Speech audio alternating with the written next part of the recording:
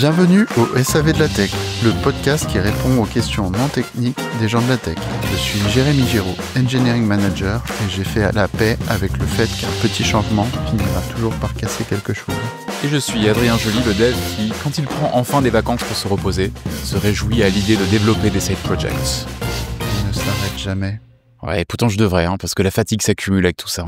Bah ouais, et puis on enregistre en plus tellement tard. Je devrais te coucher, là, il est bientôt 20h.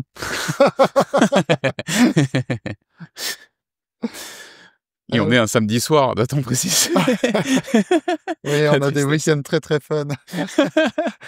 Et on tourne à l'eau. Ouais, en plus. Bon alors Adrien, est-ce que tu as une petite question pour nous? Oui, j'ai une question de Arnonymous.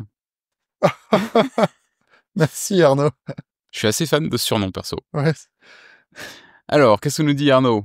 Dans notre équipe, nous avons des personnes, en plus des tech leads, pour amener un maximum de bonnes pratiques orientées, pair programming, TDD, DDD, etc.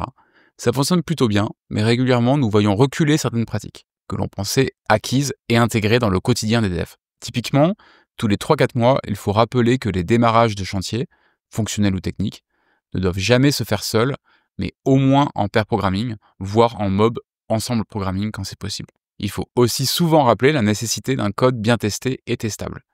Cette répétition est-elle vraiment une fatalité? Est-ce que l'équipe ne le fait que pour faire plaisir, puis oublie rapidement les bienfaits de cette approche?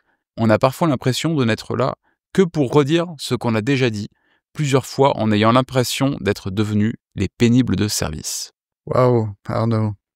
Eh bien, bienvenue dans le monde du management.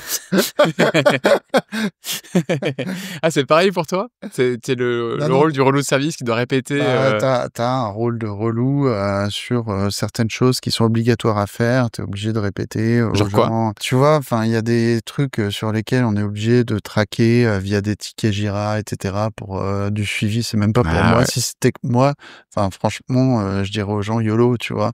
Mais c'est obligatoire pour des normes X ou Y. Et du coup, t'es obligé de répéter aux gens tous les quarters. N'oubliez pas, mettez à jour vos tickets Jira. N'oubliez pas de créer des tickets Jira. Des choses comme ça. C'est un peu relou. Mais tu sais quoi? Les gens sont compréhensifs.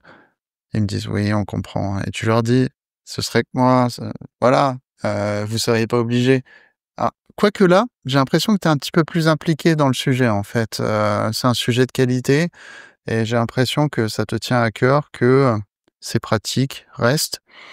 D'ailleurs, dans la question, j'ai vu, nous avons des personnes pour amener un maximum de bonnes pratiques. Qui sont ces personnes? Parce que ça vient pas de l'équipe. Généralement, s'il y a des bonnes pratiques, ça devrait venir à minima de l'équipe où ils devraient être convaincus qu'il faut ces bonnes pratiques. Et on les voit reculer. Et j'ai envie de dire, quel est le problème, quoi? Je suis pas sûr d'avoir des pratiques, d'équipe et cetera. C'est important, mais si ça vient pas de l'équipe et que c'est pas un problème pour l'équipe de pas les suivre, ma foi, quel est le problème, quoi? Toujours la même question de quel est le problème, je suis d'accord. J'ai l'impression que Arnaud, il doit exercer une sorte de rôle de coach technique, un peu comme dans l'épisode d'avant, pas le dernier, mais celui d'avant. Et que ce genre de rôle sont intégrés par la direction parce qu'ils estiment qu'il n'y a pas assez de tests, il n'y a pas assez de qualité, il n'y a pas assez de ci ou pas assez de l'autre. Donc, si t'es embauché ou mandaté pour faire ça, c'est que l'entreprise, elle valorise le fait qu'il y ait une augmentation de qualité, d'une manière ou l'autre. En fait, ce qui est possible, là je vais prendre un petit peu la défense des devs, enfin c'est en tout cas une hypothèse, il est possible qu'en fait les devs, par d'autres personnes, soient un peu mis sous pression de shipper plus de code, clore plus de tickets plus vite, etc. Et que du coup ça peut être tentant des fois de dire bah tiens, on va prendre un raccourci, je vais lancer le truc tout seul, le lancer en pair, ou je vais pas écrire de test parce que bon, ça va quoi, et comme ça j'aurai plus de temps pour avancer sur la deuxième tâche, etc. Donc en fait, il est possible qu'ils ressentent une pression qui fait que si on leur rabâche pas que c'est important de faire ça, ils vont avoir tendance à éviter certaines traditions, certains rituels, le mot veut dire autre chose, donc on va éviter celui-là, mais d'éviter d'appliquer certaines de ces bonnes pratiques. Donc peut-être après ça veut peut-être que ça indique aussi qu'ils n'ont pas compris l'intérêt de ces bonnes pratiques. Peut-être que pour eux écrire du code testable, Bon, ça leur parle pas. Peut-être que faire du pair programming, c'est cool, mais en vrai, c'est chiant parce que, faut se synchroniser, ça enlève un peu de flexibilité ou c'est plus fatigant. Je me demande si, là, il y aurait pas, intérêt à se poser avec eux et dire: «OK, qu'est-ce que vous pensez des pratiques là qu'on a mises en place, quoi? Ouais. Est-ce que ça vous a apporté quelque chose? Est-ce que vous y voyez des inconvénients? Quels sont-ils? Et est-ce que les inconvénients, sont surpassés par les atouts ou pas, quoi?» Ouais. Ce serait intéressant d'avoir le retour déjà de l'équipe, de savoir comment ils se sont appropriés, ces techniques-là. Faire une rétrospective un peu sur les Ouais, pratiques. carrément. Parce que ouais, là, c'est ce qui est flou dans cette question-là, c'est on n'a pas l'avis des devs, en fait. Ouais. Et ça peut faire sens de les embarquer sur, cette décision, sur les pratiques qu'ils vont devoir prendre généralement. Mmh. Quand tu veux faire de la conduite du changement, il faut que ça vienne des gens et il faut que tu en discutes, avec eux, quoi. Donc ça va être important de leur faire prendre conscience des bénéfices de ces approches-là et de quels problèmes ça résout et cetera et qu'ils signent, qu'ils soient en accord avec ça et que vous soyez en mesure de définir des règles ensemble à suivre, comme on l'avait dit dans certains épisodes précédents. Ça peut être important d'avoir un document sur lequel on note les décisions d'équipe qu'on prend Mmh. ensemble et sur les accords qu'on prend. Ensuite, sur le côté, répétition, bah, s'il y a bien un outil qui est capable de faire des choses de manière répétitive et rapide, bah, c'est les ordinateurs.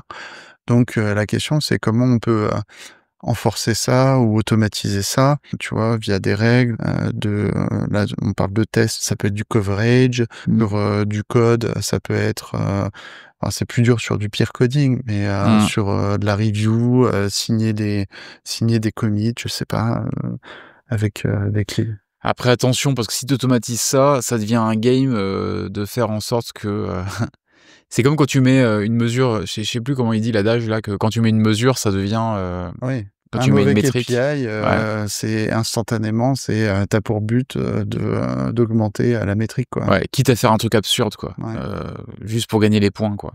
Donc attention, je pense que la recommandation de l'automatisation, pour moi, elle est OK avec tout ce qui est linter, type checking, enfin, des choses qui sont plus dues à de l'hygiène de code.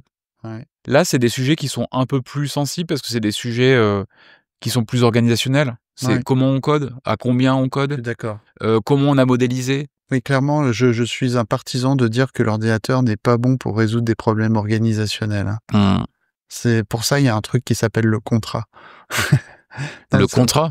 non, Quoi, non, le mais tout pour résoudre des problèmes humains, généralement, une des pratiques les plus ancestrales et les plus connues, c'est de passer un contrat avec ah quelqu'un ouais, et là, se c'est un mettre peu d'accord, comme ouais. c'est se mettre d'accord Mmh. et signer un truc, ensemble et là, c'est la même chose avec l'équipe. Donc sur la question du pénible de service et de la répétition, bah, toi, tu as l'air de dire, de toute façon, oui, il y aura toujours besoin de le faire et c'est OK. C'est chiant de le faire, Ouais, mais peut-être que de leur point de vue, c'est pas vu comme quelque chose de pénible et que peut-être qu'en vrai, ils aiment faire ces pratiques-là, mais ils ont l'impression de pas avoir l'autorisation de le faire, mmh. tu vois? De Ou prendre le le temps temps, de faire comme ça. tu l'as dit, ouais. Mmh? Ou le temps, comme tu l'as Ouais. dit, ouais. Et du coup, le fait que tu reviennes leur rappeler que: «Ouais, les gars, faites du pair, faites du TDD, faites du machin», ça les ils attendent la permission peut-être de le faire. Mmh. Ils se disent que c'était pas systématique, que c'était provisoire, que c'était exceptionnel. Donc ça peut être un signal rassurant, en fait, le rappel. De dire, «Accordez-vous le temps de faire les choses bien». Ou de comprendre pourquoi ils ne le font pas. Quel est le problème? Mmh. Encore une fois, d'analyser le problème. Est-ce qu'ils sont parce qu'ils sont pressurés? Ouais, Et si c'est le cas, aller voir le manager, essayer de comprendre quels sont les enjeux et quel compromis il va falloir faire. Des fois, tu es obligé de faire un petit peu des compromis sur quelque chose, mmh pendant une période donnée, mais c'est des discussions à avoir en tout ouais. cas. C'est de la communication encore une fois. Je réalise qu'il y a peut-être un truc qu'on n'a pas, creusé et qui mériterait de l'être, c'est, le fait d'être convaincu de l'utilité de ces bonnes Ouais, pratiques. Alors, j'ai l'impression que pour Arnaud, c'est évident que coder comme ça, c'est forcément mieux, et je pense qu'il a réussi à convaincre son client que c'était mieux puisqu'il est payé pour amener ces bonnes pratiques. Néanmoins, les développeurs, ils sont peut-être pas hyper convaincus, peut-être que pour l'instant, ils ont pas eu de preuves que faire ça, c'était mieux. J Prenons un exemple naïf. Imagine, tu as codé toute ta life en pair programming, TDD, DD, enfin en gros, tu as appliqué toutes les bonnes pratiques et du coup, tu as jamais eu de problème. Mais comment peux-tu savoir que c'est grâce à ces pratiques-là que tu as pas eu de problème? ouais, tout à fait. En fait, idéalement, et c'est pas évident à faire, mais idéalement, il faudrait qu'ils aient eu une grosse galère et qui doivent payer les conséquences de cette galère, quoi. Genre, je sais pas, t'as shippé un bug en production parce que t'as pas fait de test. Mettons, voilà, je prends un cas bateau, quoi. Tu shippes une feature, t'as écrit 0 test, elle pète en prod, et tu poses la question au dev, comment on aurait pu éviter ça? Et il y a de grandes chances que le dev, il dit, bah, en vrai, c'est vrai que j'aurais pu tester le truc, potentiellement, j'aurais détecté le problème avant de l'amener en prod. Et ça, quand il y a ce genre d'analyse-là, c'est magique parce que ça crée une réalisation chez le développeur. C'est-à-dire que chez le développeur, il se rend compte des problèmes auxquels il est exposé et des techniques qui existent pour réduire le risque de ces problèmes. Tout à fait. Et du coup, ça crée une connexion dans son cerveau que si je veux pas avoir à nouveau le traumatisme d'un gros outage en production à cause de mon code, ça vaut le coup que je prenne du temps à écrire quelques tests. Peut-être que ça va faire un petit peu chier, quoique moi, perso, j'adore faire ça. Il y a plein de devs qui aiment pas, mais bon, chacun son truc. En tout cas, si tu fais ça sérieusement, normalement, tu gagnes en sérénité, quoi. Tu gagnes en confort et tu te risques moins d'être dans une situation difficile de quelque chose qui a pété et devoir l'assumer derrière, quoi. Ouais. Et pour ça, il faut avoir vécu cette souffrance. Il faut avoir vécu le raté, quoi. Il faut avoir vécu le manque de compétences ou le manque de soins apportés à quelque chose et avoir dû payer, quoi. Donc ouais, la rétrospective, à nouveau, c'est un outil important pour essayer d'analyser comment améliorer les choses et impliquer l'équipe dans cette prise dans cette réalisation et cette prise de décision. Mais j'irais un poil plus loin, je dirais, des fois, il faut les laisser faire des conneries, je pense. Ouais. Alors, sur des périmètres contrôlés, un peu comme dans l'auto-école, t'as toujours quelqu'un à côté qui peut repérer que quand tu apprends à conduire une voiture, le moniteur, à tout moment, il part choper les pédales volant, tu vois.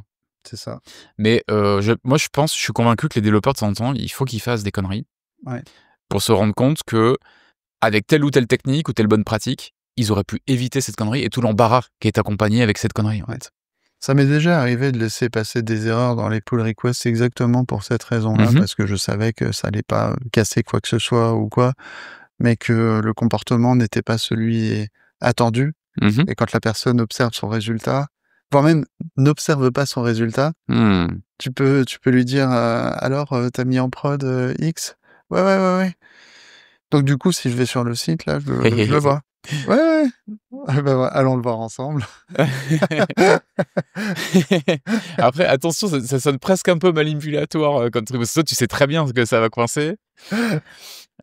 Mais bon, fair game. Après, l'important, c'est que la personne, au final, elle se rende compte qu'elle a merdé, et surtout que c'est pas grave, elle va pas être virée ou quoi que ce soit, et que 2, elle identifie qu'avec telle ou telle technique, ça se reproduira pas, quoi. Ouais. Parce que là, il n'y a rien de plus puissant que ça. En fait, quand on dit on apprend de ses erreurs, pour moi, c'est la source numéro 1 d'apprentissage, quoi. Enfin, tu peux lire autant de livres que tu veux, si t'as pas eu d'occasion de les mettre en pratique, ou que ça n'a pas réglé un problème chez toi, tu risques de l'oublier, en fait. Ouais, bien sûr. Et d'où l'importance du rappel. En fait, on revient sur le fait de faire des rappels et de devenir le pénible de service. Donc, je sais pas si tu avais d'autres éléments à rajouter. Non, j'ai pas grand-chose d'autre. Donc le résumé, c'est répéter, c'est pas si grave que ça. Parfois, il y en a besoin, parce que ça peut ramener de la légitimité sur le fait qu'ils peuvent s'accorder du temps à travailler bien. Parfois, notamment s'ils sont soumis à du forcing de d'autres personnes qui veulent peut-être plus de vélocité, quitte à sacrifier de la qualité. Donc c'est de comprendre les raisons de pourquoi les choses se relâchent. Est-ce qu'il y a une raison particulière? Est-ce qu'ils sont sous pression? Est-ce qu'il y a un oubli? Est-ce que ça peut venir? Est-ce qu'il y a une mécompréhension des pratiques?